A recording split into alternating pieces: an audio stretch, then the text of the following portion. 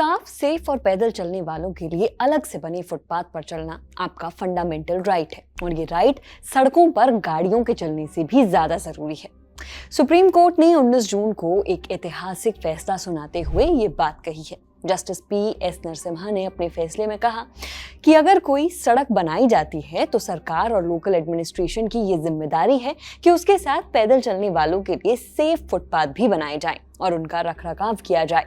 ऐसे फुटपाथ जिन पर क्लियरली लिखा हो कि ये पैदल चलने वालों के लिए है, जिस पर गाड़ियां ना चलें। फुटपाथ पर चलने का मौलिक अधिकार किसी भी मोटर वाहन के विशेष अधिकार से ऊपर होगा। ये बात कोर्ट ने किस फैसले को लेकर कही वो भी जान लीजिए। लाइव लॉ की रिपोर्ट के मुताबिक ये फैसला एक सड़क हादसे से जुड़े मामले में आया है।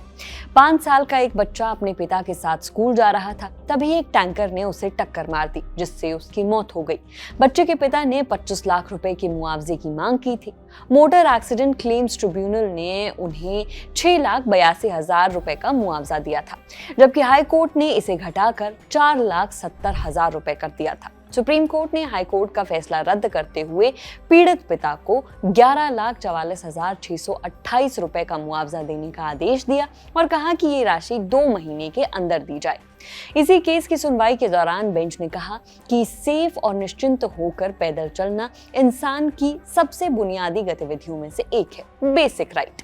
ये सीधे तौर पर राइट टू लाइफ से जुड़ा हुआ है। कॉन्स्टिट्यूशन के आर्टिकल 19(1)(d) में नागरिकों को देश में फ्रीली घूमने फिरने का अधिकार दिया गया है और पैदल चलना उसी अधिकार का एक हिस्सा है।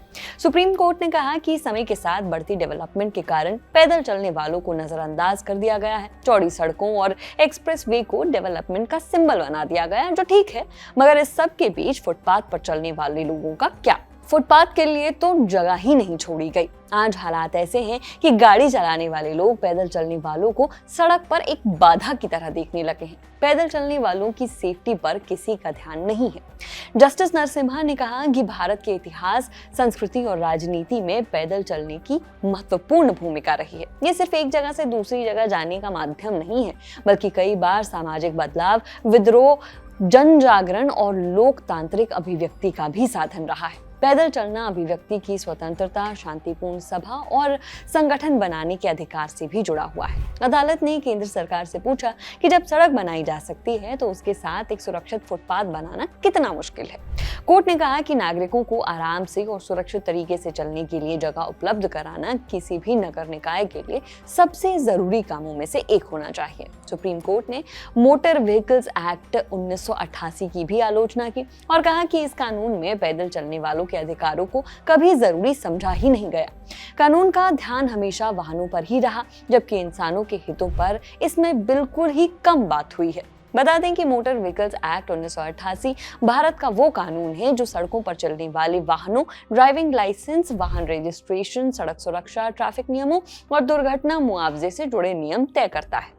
बहरहाल कोर्ट ने सुझाव दिया है कि पैदल चलने के अधिकार की रक्षा के लिए एक अलग कानूनी ढांचा बनाया जाए।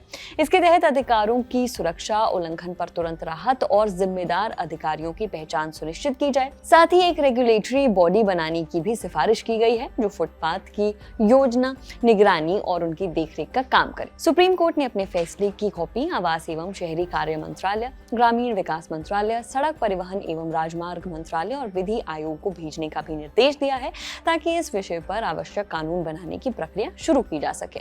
खबर में फिलहाल इतना ही। मामले पर आपकी क्या राय है, कमेंट कर जरूर बताएं। मेरा नाम है नेहा धीमान। देखते रहिए दी लल्लन टॉप। शुक्रिया।